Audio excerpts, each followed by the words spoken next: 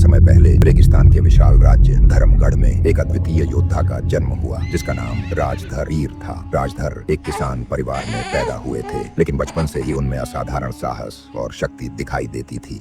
कहा जाता है कि उनके जन्म के समय आकाश में 3 दिनों तक उल्का पिंडों की बारिश हुई थी, जिसे गांव के बुजुर्गों ने दिव्य संकेत माना और घोषणा की कि यह बालक महान कार्यों के लिए जन्मा है। राजधर का बचपन अलौकिक सपनों से भरा हुआ था। हर रात उन्हें एक देवी दिखाई देती थी जो सोने और रत्नों से सुसज्जित थी।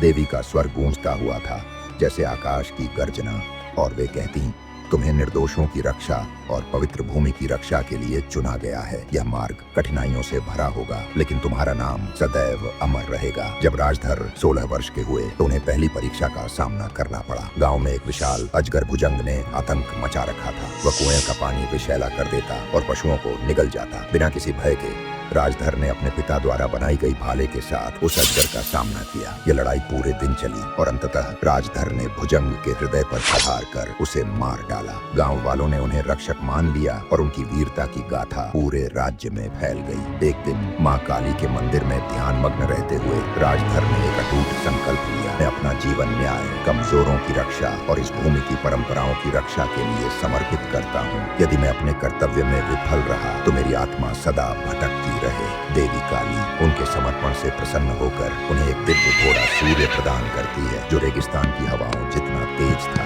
साथ ही उन्होंने उन्हें एक अद्वितीय तलवार विजय लक्ष्य दी जो न कभी कुंद होती थी और न ही टूटती थी। कुछ वर्षों बाद पड़ोसी राज्य का अत्याचारी राजा मल्हार अपनी शक्ति के लालच में आसपास के सभी राज्यों को अपने अधीन करने लगा। वह गांवों को जलाता, लोगों को गुलाम बनाता और राज्य को तहस नहस कर देता। जल्द ही उसकी निगाहें धर्मगढ़ पर पड़ी। राजधर ने धर्मगढ़ के योद्धाओं को संगठित किया। किसानों, व्यापारियों और सैनिकों को एकजुट कर उन्होंने एक सेना तैयार की। मल्हार की सेना 3 गुना बड़ी थी, लेकिन राजधर की रणनीतियों और अटूट विश्वास ने उनकी सेना को प्रेरित किया। अंतिम युद्ध क्षत्रवना के मैदान में हुआ, जो एक शापित भूमि मानी जाती थी। राजधर ने मल्हार को व्यक्तिगत द्वंद्व के लिए ललकारा। मल्हार एक शापित गदा लेकर आया था जो अपने शत्रु की ऊर्जा को सोख लेती थी, लेकिन राजधर की दिव्य कृपा ने उन्हें बचाए रखा। यह लड़ाई घंटों तक चली और अंततः राजधर ने विजय लक्ष्य से मल्हार का अंत कर दिया। उनकी सेना ने डर के मारे हथियार डाल दिए।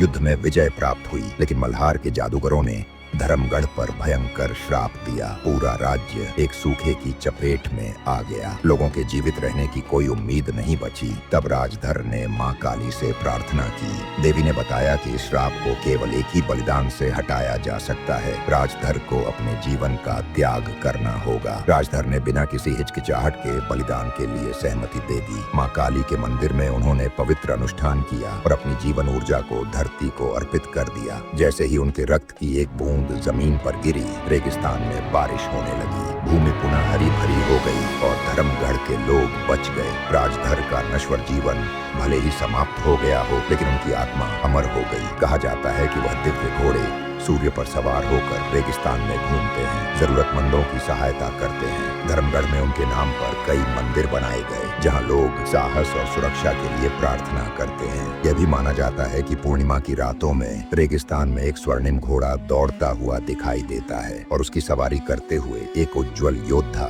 राजधर वीर। यह याद दिलाने के लिए कि सच्चे नायक कभी मरते नहीं, वे हमेशा अपने लोगों के दिलों में जीवित रहते हैं।